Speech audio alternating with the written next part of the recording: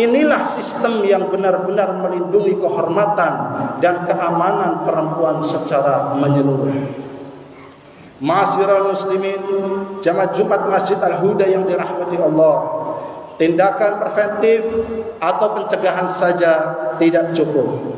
Islam juga menetapkan sanksi tegas bagi pelaku kekerasan seksual, eksploitasi terhadap perempuan, dan produksi konten pornografi akan dikenai hukuman takzir yang jenis serta beratnya ditentukan oleh qadhi atau hakim.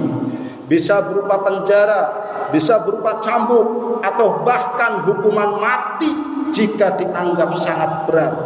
Pelecehan seksual seperti catcalling, menyentuh atau mengintip juga dapat dijatuhi sanksi sesuai tingkat kejahatan. Untuk pelaku pemerkosaan atau perzinahan bila belum menikah atau yang disebut ghayr muhsan akan dikenakan hukuman cambuk 100 kali dengan rotan dan diasingkan selama setahun.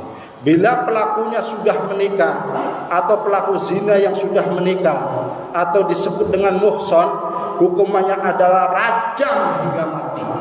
Disaksikan oleh kaum muslimin, dilaksanakan di tengah lapang, sehingga akan menimbulkan efek jera bagi pelakunya karena mati dan efek ngeri bagi yang menyaksikan, sehingga akan berpikir 1000 kali siapapun yang belum melakukan zina untuk melakukannya. Sebagaimana hal ini juga dicontohkan oleh Nabi Muhammad SAW, Rasul yang Allah utus kepada kita untuk mengeluarkan kita dari zaman jahiliyah yang tidak memuliakan wanita menuju zaman yang terang benderang, zaman yang menghargai wanita.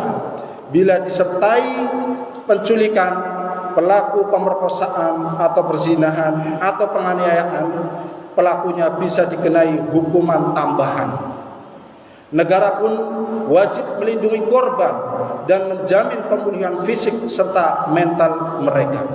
Ma'asyiral muslimin, jamaah Jumat Masjid Jami Al-Huda yang dirahmati Allah, semua kerusakan ini adalah akibat penerapan sistem kapitalisme liberalisme yang bersumber dari akidah sekuler. Yang akidah ini adalah akidah yang dipaksakan oleh dunia kafir barat atas negeri-negeri kaum muslimin. Yang akidah ini menjunjung kebebasan tanpa batas dan mengeksploitasi perempuan secara ugal-ugalan. Satu-satunya sistem yang benar-benar menjaga kehormatan dan keselamatan perempuan hanyalah Islam. Islam bukan sekedar agama spiritual, tetapi Islam juga sistem hidup menyeluruh dari Allah Subhanahu wa taala yang menetapkan hukum secara adil dan melindungi seluruh umat. Hukum-hukum Islam seperti di atas hanya akan tegak sempurna dalam naungan pemerintahan Islam. Sistem pemerintahan yang dicontohkan oleh Rasulullah SAW ketika beliau hijrah ke Madinah Al-Munawwarah, kemudian diteruskan oleh para sahabatnya, yakni Khalifah Abu Bakar As-Siddiq, Khalifah Umar bin Khattab, Khalifah Utsman bin Affan, Khalifah Ali bin Abi Thalib, hingga terakhir dibubarkan oleh agen intelijen Inggris Mustafa Kamal Atatürk laknatullah alaih pada tahun 1924. Maka tidak ada alasan bagi kita untuk terus berpangku tangan atau menahan diri dari turut serta memperjuangkan tegaknya kembali aturan yang berasal dari Allah Subhanahu wa taala. Zat yang telah menciptakan kita, yang telah mengkaruniakan kita kemampuan bernafas tanpa ada bantuan oksigen yang menempel di tubuh kita.